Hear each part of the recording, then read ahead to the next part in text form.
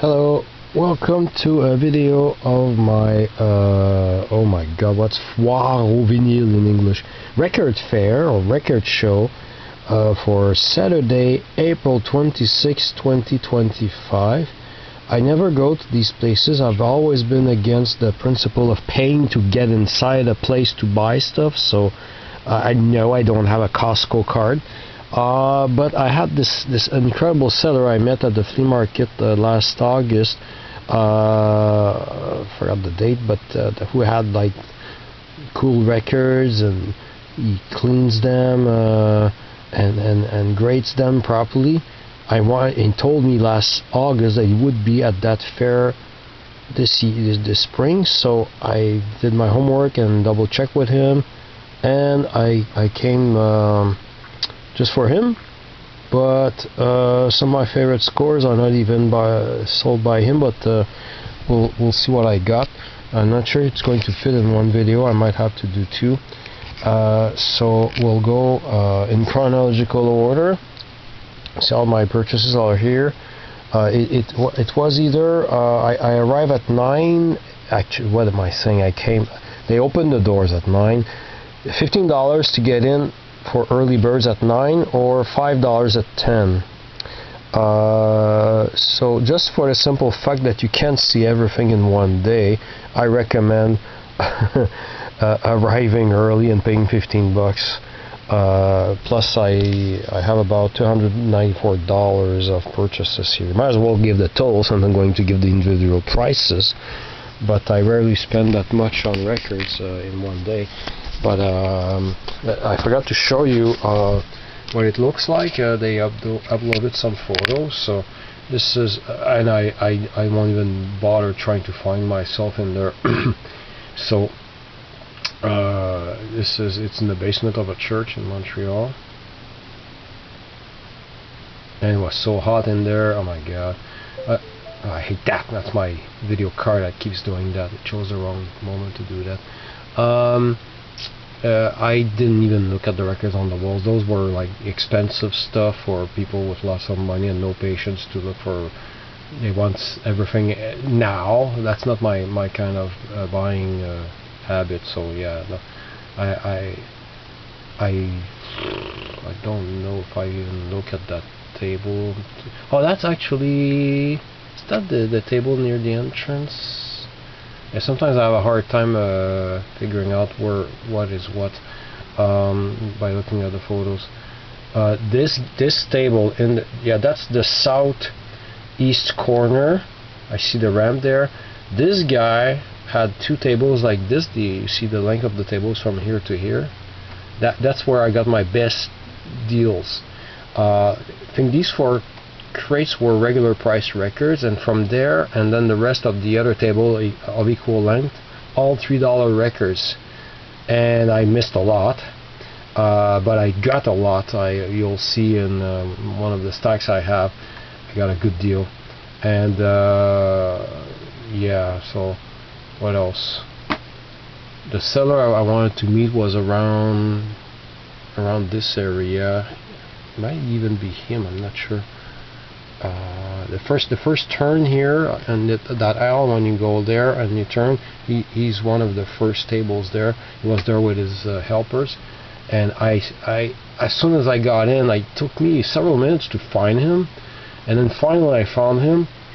And from 9:08 or until 10:15 I was with him.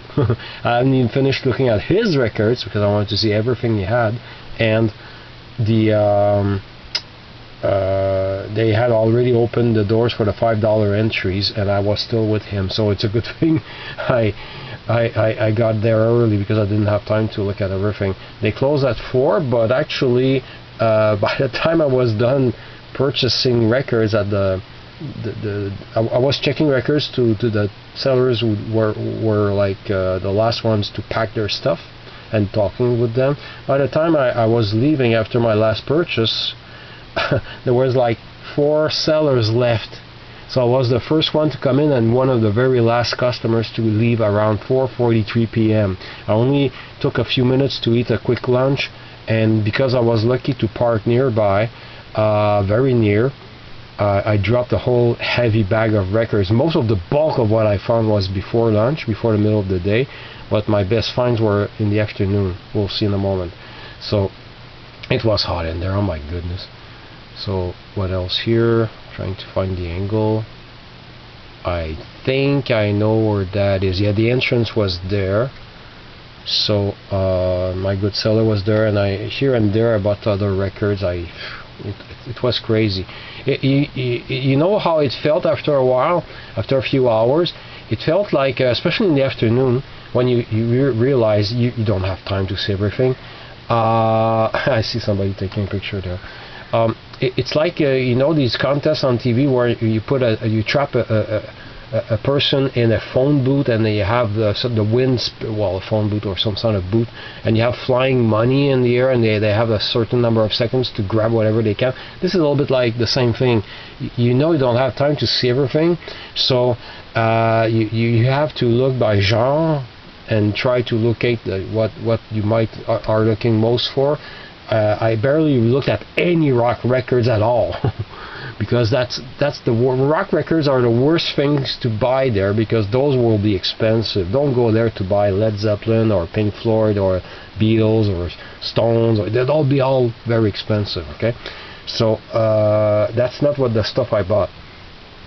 What else? Oh yeah, I don't remember which where was that one, but I didn't look at much there.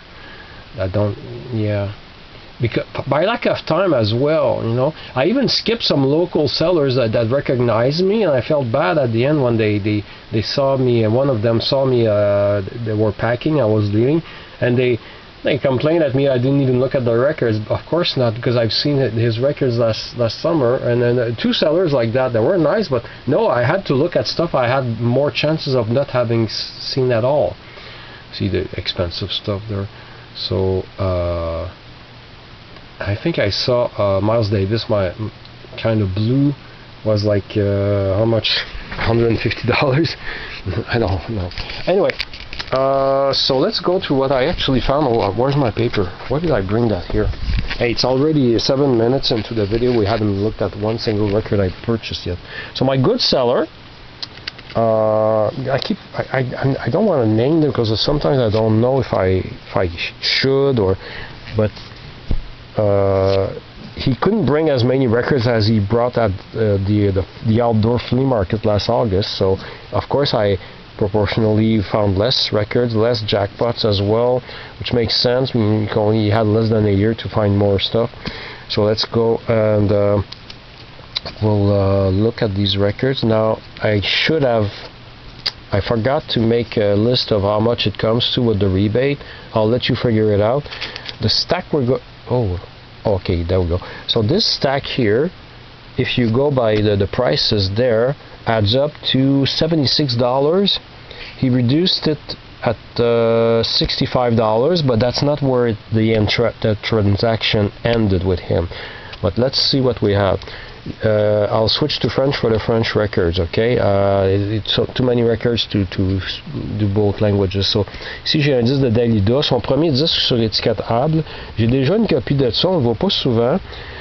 Puis ma copie que j'avais pris à $2 chez, hey mon doux Seigneur, c'est pas d'hier, 96, 97 dans le sous-sol d'un collectionneur d'origine française qui restait à Laval. Hey Seigneur, c'est pas d'hier. Ça fait longtemps que j'ai pas vu ce disque-là, d'abord 30 ans. Presque 30 ans, almost 30 years since I've seen another copy of this record. My first copy has some groove wear, and the hit song is on the end of the first side, Darla Dirla Dada.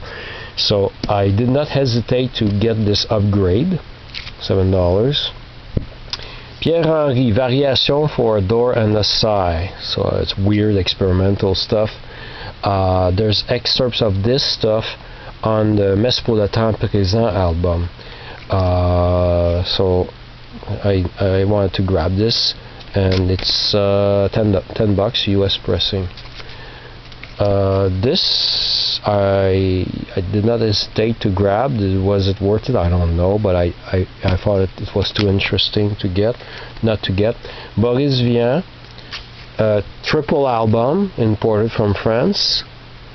and I think it's some kind of performance, like verbal. It says here jazz, non-music, stage, poetry, speech, and it's all based on Boris Vian's work. So I thought at $5 a record, three triple album, and I got it for a little bit less than that because of the rebate. I had to grab this. This is just to fill a hole in my collection. Nanette Workman showed. It's not her best album, although it's a personal choice. I think I listened to it on YouTube or something. It wasn't what I really liked. She made this on the RCA in '81, I think, '81. And 1980 actually, sorry, I don't know why I thought it was '81. So I thought, from this seller, yeah, I'll buy it. I'll know it will play perfectly. I prefer paying a little bit more from him than anywhere else, because I know I won't be disappointed.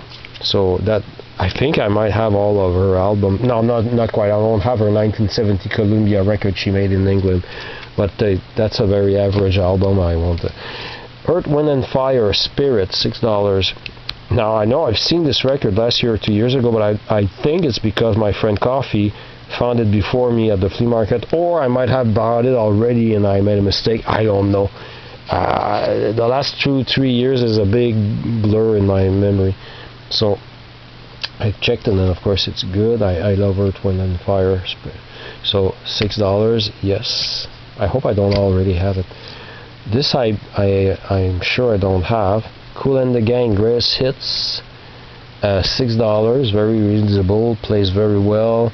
It's a compilation from, oh my goodness, on the record you can see the year. It's mid-70s, funky stuff, more funky stuff. Jungle Boogie, of course. Raider Decks, good times. I've just checked every record. I've only checked a few seconds here and there of every record. And I forgot to say, overall, out of the $294 I spent on records, I calculate only $12 of regrets. That's a pretty good rate of, I'm pretty proud of myself. Only 4% of fails, and mostly on my own fault. So we'll see when we reach those records. I'm trying to remember, what's the $2 regret? I don't remember. $2? Anyway, we'll see. Yeah, I'm trying to remember. Now, Wake Up Everybody, Howard Melvin and the Blue Notes. A little bit more expensive, but I decided to get it. $12. I always look at the year. The year will tell you a lot about the sound, the style of the music. This is an upgrade copy. My copy is pretty rough, and yes, it was at one point this record was 66 cents or 10 for $5 at Discus in the early 80s. My copy, I vaguely remember, was, I don't know, I think I bought it at $1.99, but I played on a crappy BSR record changer a lot, and I think I made a scratch somewhere on my old copy from the early 80s, so for over 40 plus years later I got this upgrade copy.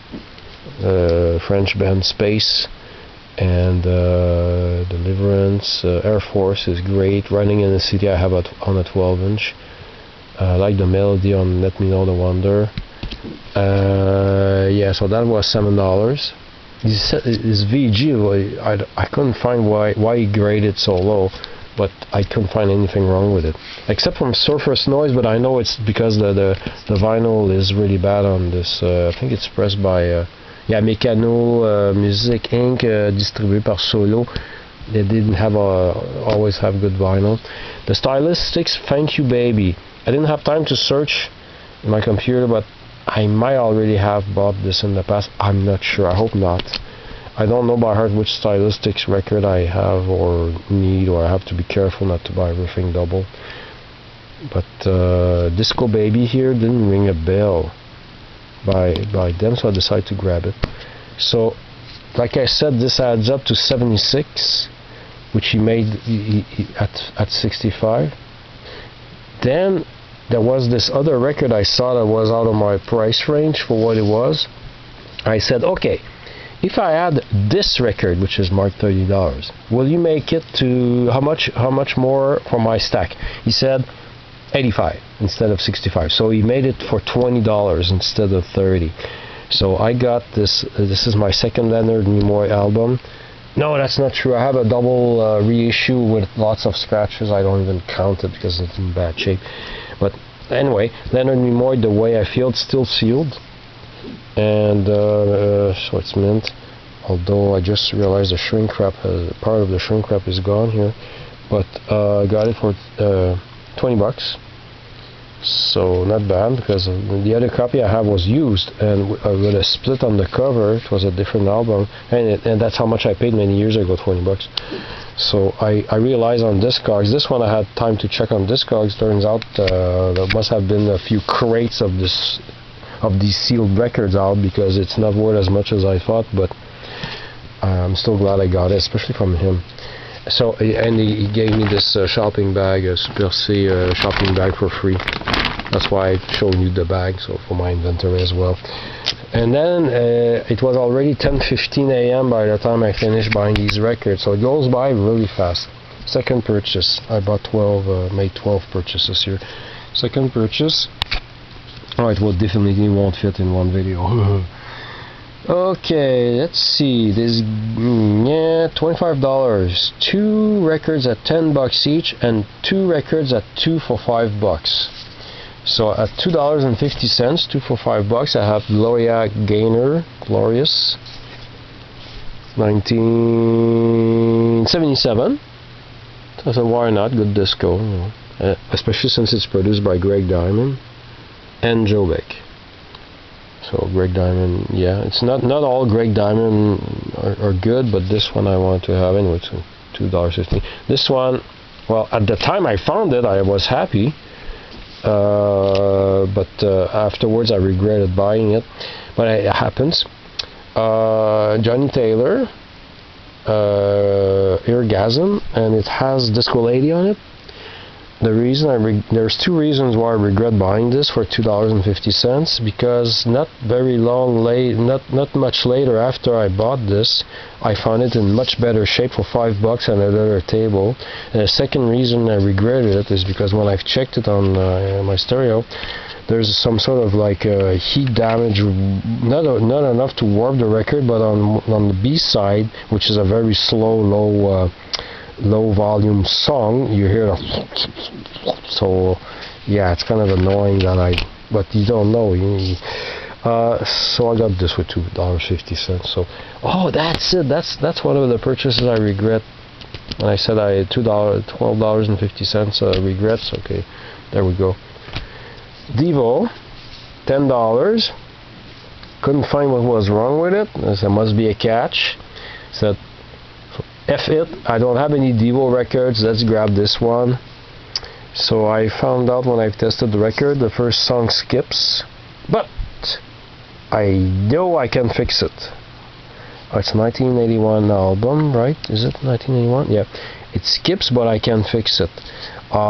It's one of those skips where it's been played on a cheap record player with a heavy tone arm, and when they skip, they sort of create a hole in the groove that makes any other following play skip, even if you play on a good turntable. Well, I know how to fix that. You play, well, it's very, very tough to do, but I've done that in the past.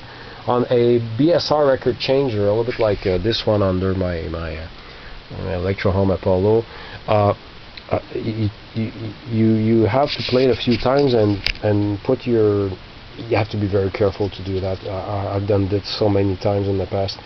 And when you reach the point where it's about to skip, you force it outwards for a fraction of a second with just the right amount of pressure to keep it from skipping, and like force a little dig in the groove the other way so it won't skip ever again. So you say you might damage it. It's already damaged. It's already skipping. So at least make it not skip. You know, even if you press too hard and it does a groove dig like for a fraction of a second, at least you have a record that doesn't skip. So for $10, because I know they go for way more than that, the Devo records. At least I didn't check this particular one on Discogs, but decided to, you see, it was 15, change it to 10. Okay. And 1, 2, 3, yeah, that's the other $10 record. Let's put that right here. George Benson, Good King Bad on CTI. I've never found a CTI record I didn't like yet. And I like George Benson's instrumental stuff from the 70s. Nice gatefold. A little pricey for George Benson. The record cover, I've seen a little better days there. But I got this. There's a little bit of noise on it. Definitely not from the same seller as this first PAL. But I've checked it and it seems to be okay. Then I swear that was $10, $20, $25. The next seller, it's not a joke, just the next table. George Benson, Cast Your Fate to the Winds. Oh, another George Benson, I'm on a roll. This one was $5 in the box of $5 records. Cover has seen better days. We'll fold here. Okay. And I see, oh, it's on CTI as well. Yes, I checked the vinyl. It's a US pressing, clean. Yes, I grabbed it. When I checked my records, I realized, okay, oh, wait a second. I just had checked this one. I said, Cast Your Fate to the Wind. Didn't I just see that title? Yes, it is. It's right here. Here's what this is. This is a reissue of the same effing album with the sides 1 and 2 reversed. Okay? It's the same, not the same number. CTI 6062. CTI, this one has 5 digits. CTI 8. Oh, wait, no. This has 4. Yeah, 4 digits. But it's CTI 8030.